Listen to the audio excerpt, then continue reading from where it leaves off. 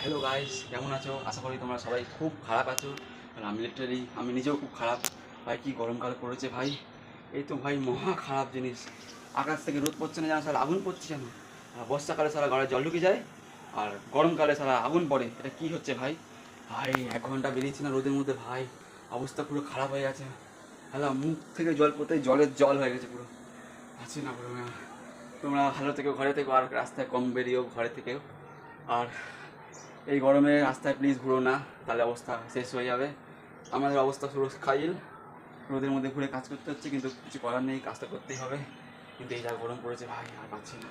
দেখো চারিদিকে, দেখো সারা সব শুকিয়ে গেছে, এদিকে রোদ নেই, এদিকে রোদে রোদ, লোকজন চারিদিকে লোকজন কেউ নেই, একমাত্র আমি রয়েছি পাগলের মতো করছি। কী করবো আর গরমে? ঘরে থাকলে গুমোট গরম, বাইরে বেরোলে রোদের গরম, তো মাথা খারাপ হয়ে যাবে।